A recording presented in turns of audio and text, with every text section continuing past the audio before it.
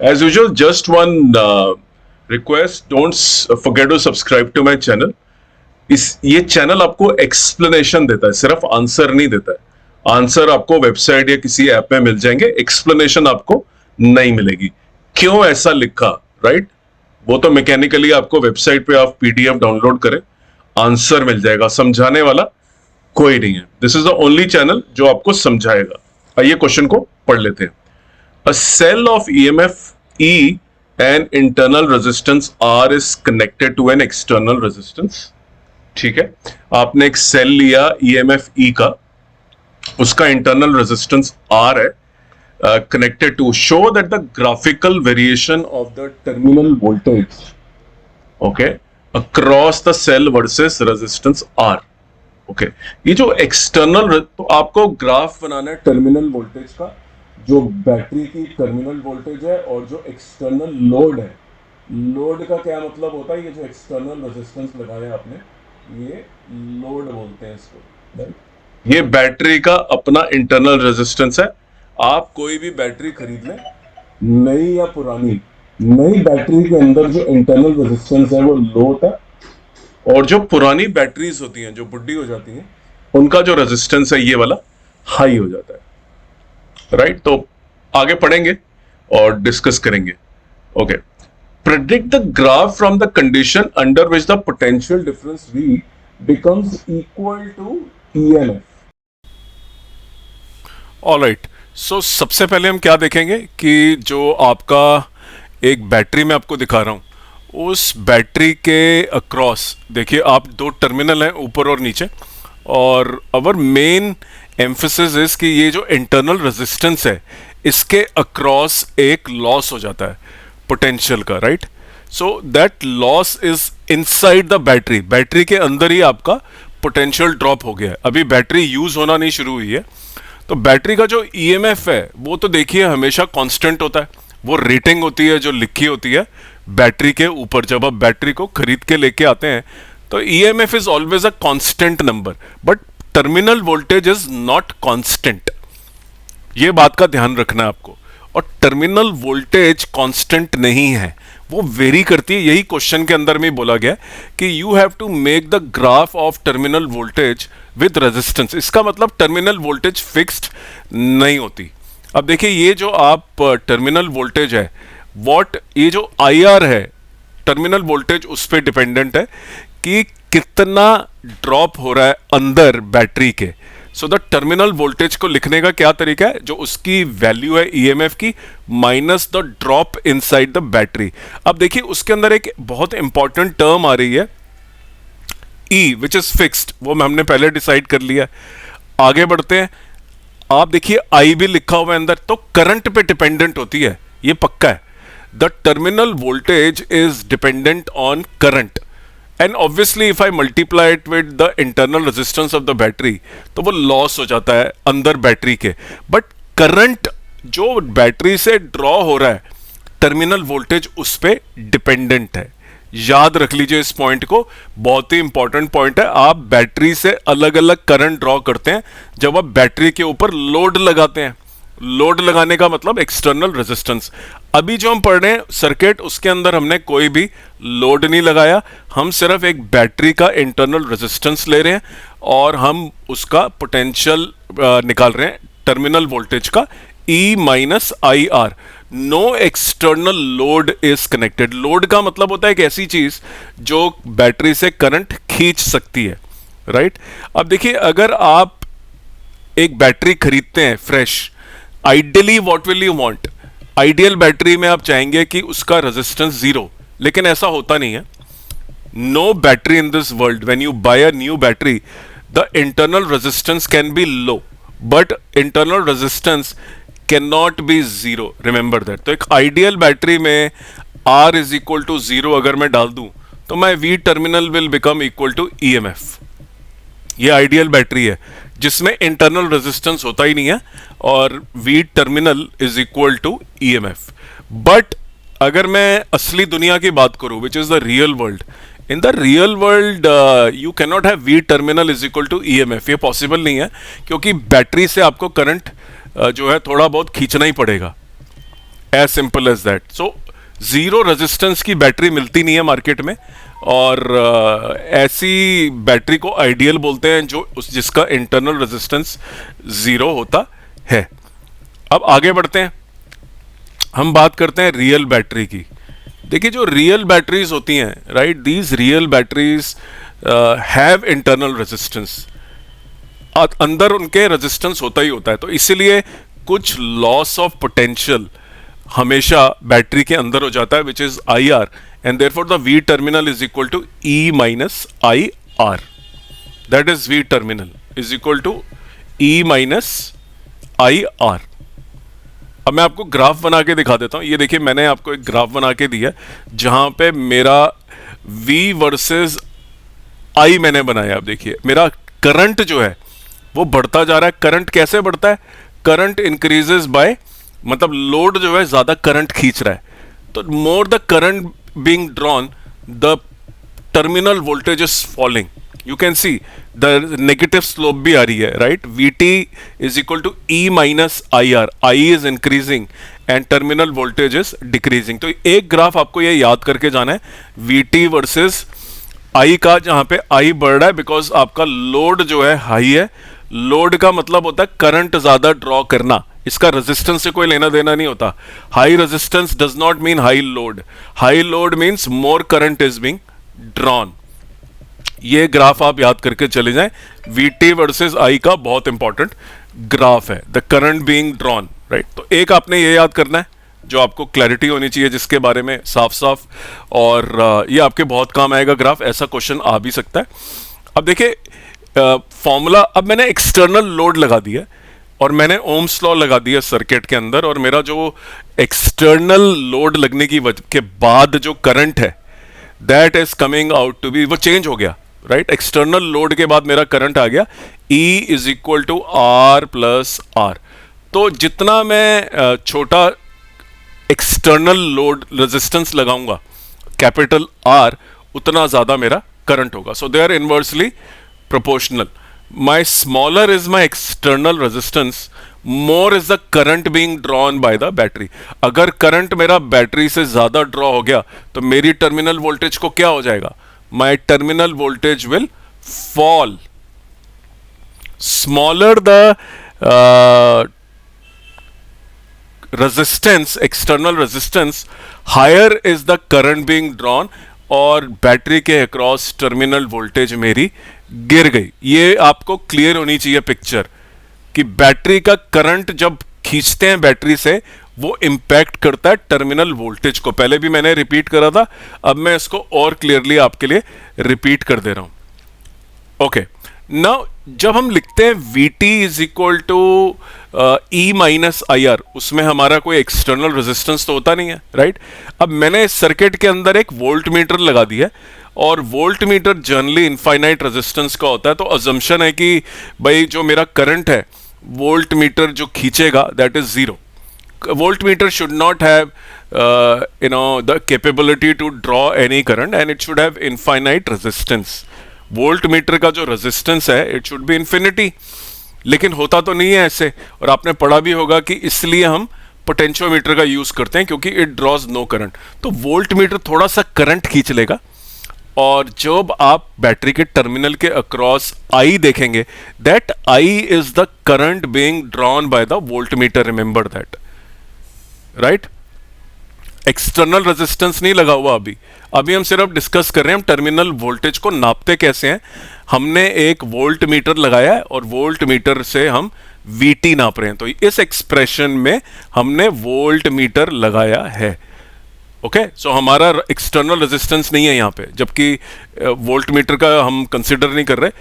Load, volt meter is not a load, load जो होता है वो R होता है बेसिकली, राइट।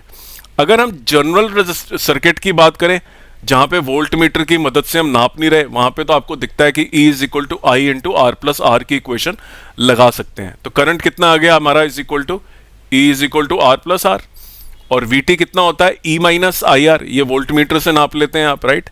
तो देखिए आपने वैल्यू डाल दी I की उस एक्सप्रेशन के अंदर, और आपका जो टोटल VT है that is coming out to be ER। तो ये तो एक्सप्रेशन आपको क्लियरली दिखाता है कि आपकी जो टर्मिनल वोल्टेज है it is dependent on the external resistance, जो सच भी है। अगर आप ज़्यादा करंट खींचोगे तो आपका जो बैटरी है उसके टर्मिनल के across the value of the terminal voltage will fall down. तो ये एक रिलेशनशिप है, यही क्वेश्चन में पूछा गया है। Draw the graph between the terminal voltage and the external resistance. External resistance load का काम कर रहा है, मतलब छोटा रेजिस्टेंस ज्यादा करंट ड्रॉ करता है तो ज्यादा लोड होता है, बड़ा रेजिस्टेंस कम करंट ड्रॉ करता है तो छोटा लोड होता है वो, राइट। लोड वर्ड से लोग रेजिस्टेंस को कंपेयर करते हैं, जो गलत है। लोड का मतलब होता है ज्यादा करंट खींचना, ज्यादा लोड। ओके, ये मैंने जो आपको कवर करके दिखाया है, this is my VT, and ये वाला जो पॉइंट है this is the voltage being delivered to the external resistance. So VT is equal to I into R, right. I hope this helps you. VT is equal to IR हो गया आपका। Okay, इसको रब कर देते हैं थोड़ा, और अब जो है let's now move to the solving of the question. तो right, I hope this expression is clear to you. V is equal to R plus R. This expression I have written many times. इसको समझ लीजिए और समझ लीजिए कि I is a variable. जैसे जैसे आप R external को बदलेंगे वैसे वैसे आपका I बदलेगा, right? Again I am doing the same exercise. I am writing E is equal to VT minus IR and this part is VT, right? ये मेरा VT है और यही वोल्टेज जो है बैटरी एक एक्सटर्नल लोड को डिलीवर कर रही है, राइट। डोंट गेट कंफ्यूज कि VT is proportional to R, ऐसा नहीं है, क्योंकि I के एक्सप्रेशन के अंदर, इस I के अंदर R आता है, राइट, वो which is E upon R plus R। So VT is not proportional to R। ये जनरली बच्चे गलती करते हैं, लेकिन याद रखिए I can be written as E upon R plus R। तो इसके अंदर अगर आप डाल दोगे that will give you the exact value of the V terminal. हाँ, ये I के प्रोपोर्शनल नहीं है, ये I के अंदर अभी एक R ऑलरेडी आएगा, क्योंकि I is given by E upon R plus R। I hope this is making sense to you. Now let's move forward and try and solve this problem. Okay, एक last expression ये देखिए current का, ये याद करके चले जाइए।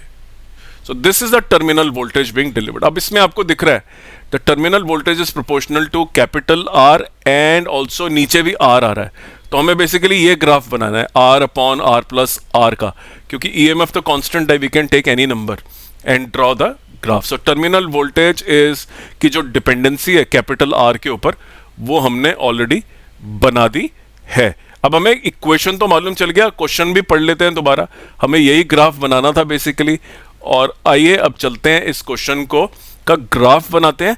और कैसा ग्राफ होगा वो, 2x upon x plus 1, right. मैंने EMF की वैल्यू 2 ले ली और जो मेरा इंटरनल रेजिस्टेंस है मैंने 1 ले लिया। ये ग्राफ अगर मैं बना लूं तो that graph is the answer number 1। इसके लिए देखिए कोई may be my maths is weak, तो मैं वैल्यूज ले लूंगा, टेबल बना लूंगा y और x का, मतलब VT और कैपिटल R का मैं ग्राफ बना लूंगा एक, और उस डब्बे की मदद से the x and y coordinate I can at least get a shape of the graph. I hope this is making sense to you. Now I am almost on the verge of solving the problem. अब मैं problem almost solve करने वाला हूं, और graph बनाने के लिए हम क्या करेंगे अब, let's move forward and draw the graph. आइए चलिए नेक्स्ट पेज पे चलते हैं और ग्राफ के ऊपर चलते हैं। एक बार ध्यान से देख लें सारी इक्वेशंस को, एक बार ध्यान से I की वैल्यू देख लें, V टर्मिनल का रिलेशनशिप देख लें। न्यूमेरिकल भी आ सकता है आपको सॉल्व करने के लिए, आपको क्लैरिटी होनी चाहिए how to solve the numerical, how to solve the current, external load बदल। कई न्यूमेरिकल्स के अंदर आता है कि अलग अलग कैपिटल R दे देते हैं और आपको अलग अलग वैल्यूज ऑफ करंट निकालने को बोलते हैं, राइट। तो आपको पता होना चाहिए कि हाँ भी करंट बदलेगा अगर कैपिटल R बदलेगा। इंटरनल रेजिस्टेंस तो फिक्स्ड होता है, EMF भी फिक्स्ड होता है, और बहुत सारे क्वेश्चन भी आ सकते हैं जहां आपको एक सेल नहीं 2 सेल दे देंगे, तो कैसे आप उसको सॉल्व करेंगे, राइट। तो some questions are possible in equations को ध्यान से देख लें और ग्राफ का क्वेश्चन ये बहुत यूनिक क्वेश्चन है, और इसलिए मुझे ये क्वेश्चन थोड़ा अच्छा लगा कि सीबीएसई के साइट के ऊपर इस तरह के क्वेश्चन दिए गए हैं। अब मैं इस ग्राफ को बनाने वाला हूँ, और इस ग्राफ को बनाने के लिए I am just redrawing the circuit, relabeling it, and then I will draw the x and y coordinate to draw this graph. मैं एक्स और वाई कोऑर्डिनेट बना लूंगा इसका, और ग्राफ बना लेंगे हम इसका, राइट। तो आई होप यूर अंडरस्टैंडिंग कि अब मैं क्या कर रहा हूँ। क्वेश्चन में एक्सटर्नल रेजिस्टेंस दिया था, इंटरनल रेजिस्टेंस दिया था, ईएमएफ दिया था, E is equal to I into R plus R होता है, ये हमें ऑलरेडी मालूम है। ये मैंने किरचॉफ्स वोल्टेज लॉ लगा दिया है, आई इंटू आर, अलग अलग लिख रहा हूँ मैं, प्लस ये क्या होता है, ड्रॉप इन द बैटरी, और ये एक्सटर्नल वोल्टेज हो गई, तो मेरा आई आ गया E is equal to are plus R into, right, ये मेरा टोटल वी टी कितना होता है, ई माइनस आई आर होता है, क्योंकि मुझे वी टर्मिनल चाहिए वाई एक्सिस के अंदर, ई माइनस ई अपॉन, ये पीछे भी हमने करा है हमने। एक बार मैं इसको सॉल्व कर रहा हूं तो फाइनल मोड में हूं, explanation is over, now we are directly coming to the solution. Okay, R plus R, V T हो गया, is equal to E into R upon, देखिए ये नीचे भी आर आ रहा है और ऊपर भी आर आ रहा है, ये ग्राफ मैंने आपको दिखाया था। Okay, V T is proportional to R, ये तो हमने देख लिया डिपेंडेंस है, आर भी ऊपर भी है और नीचे भी आर है, तो डिपेंडेंस तो 100% आ गई है। सिर्फ हमें अब इसको ग्राफ में कन्वर्ट करना और देखना कि ग्राफ बनता कैसे एक्चुअली है, राइट। एक कोई अज्यूम कर लेते हैं कुछ वैल्यूज, मैं ईएमएफ की वैल्यू 1 वोल्ट ले रहा हूं, और जो मेरा ये वैल्यू है अपना इंटरनल रेजिस्टेंस का, मैंने वो 1 ओम ले लिया, तो मेरी इक्वेशन ये बेसिकली क्या बन गई, 1 into R upon 1 plus R. इसका ग्राफ बनाएंगे, मल्टीपल वैल्यूज ले लेते हैं, और अब मल्टीपल वैल्यूज लेने के बाद ये ग्राफ बनाते हैं। ओके, मैं अलग अलग वैल्यूज आर की लेता जाता हूं और कैलकुलेट करता हूं। तो मैंने आर इज इक्वल टू 1 ओम लिया, वीटी मेरा कितना आ गया, So VT therefore will become equal to how much? 1 upon 2, right? So this will become 0.5 volt. Now R is equal to 2, so VT will become 0.66.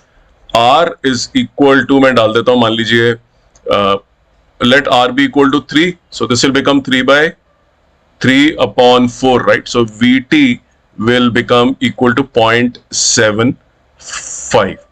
R is equal to 4 डाल देता हूं, this will become 4 by 5, so this will become 0.8. एक bar graph बना के देख लेते हैं इसका. So I have to draw the graph of terminal voltage versus the external load.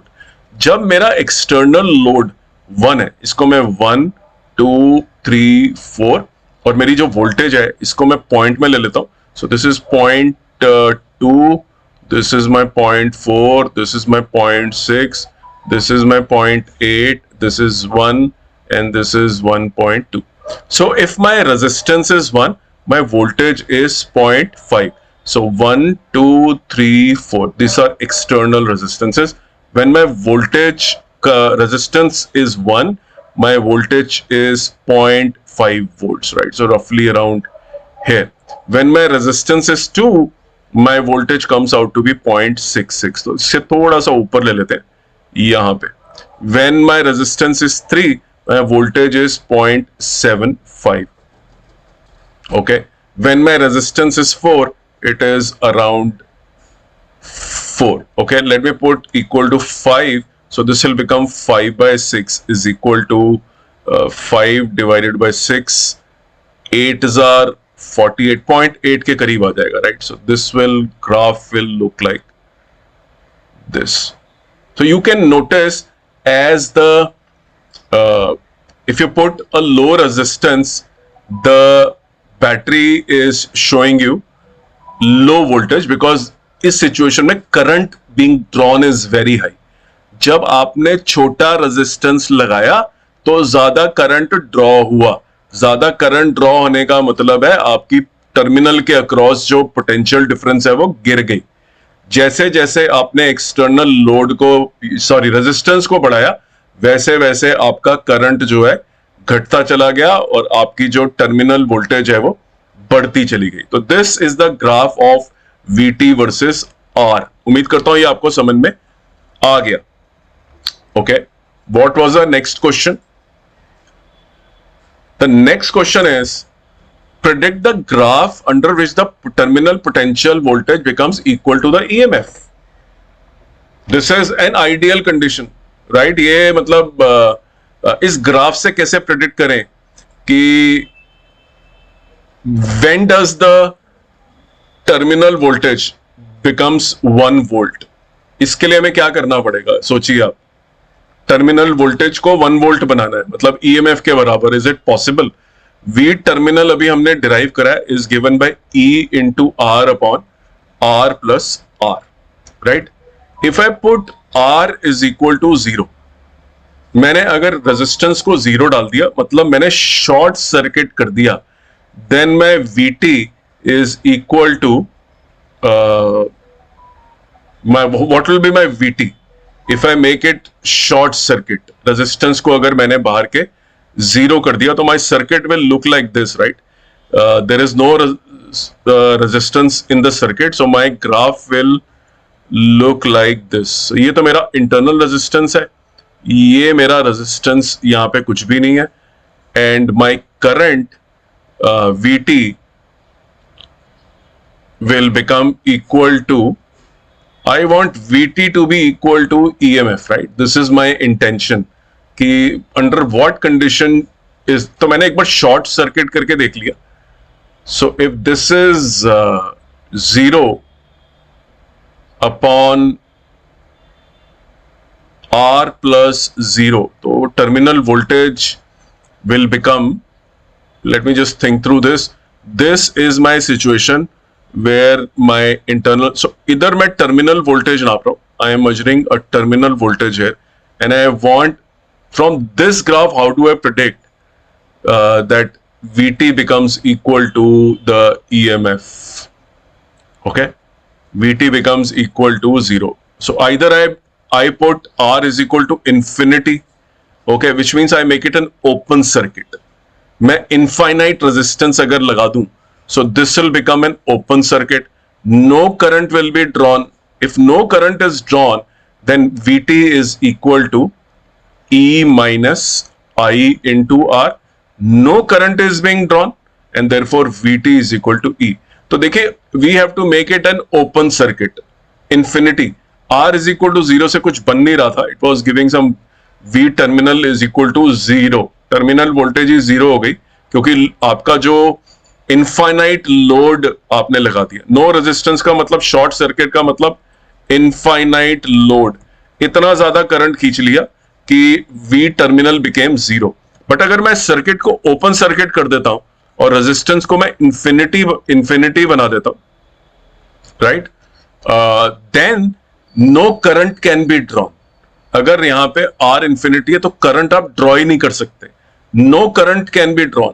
अगर no current can be drawn तो VT is equal to E minus I into R. I becomes 0 and therefore VT becomes equal to EMF.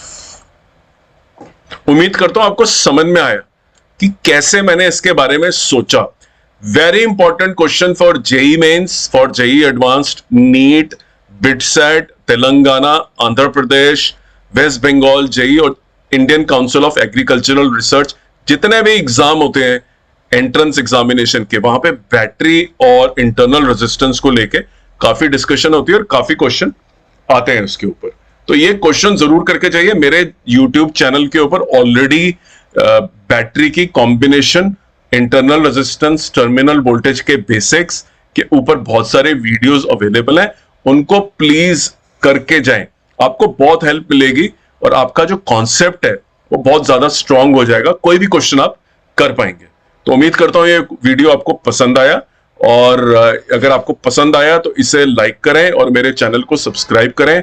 अगर आप अपने number बढ़वाना चाहते हैं, this is a serious channel, explanation oriented है और आसान शब्दों में मैं कॉन्सेप्ट को समझा देता हूं और खुद भी सोचता हूं while I am preparing the video कि ऐसा हो जाए तो क्या होगा, right? So the it becomes provocative कि स्टूडेंट भी सोचे कैसे सोचना है और कैसे हमें सिचुएशन को इमीडिएटली इंटरप्रेट करना है कि अच्छा जी, resistance is equal to infinity, तो उसका क्या मायने है?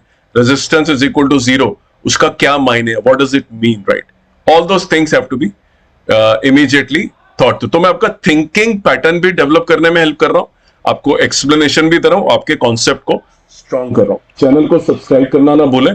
अगला वीडियो बहुत ही जबरदस्त वीडियो फिर से आने वाला है।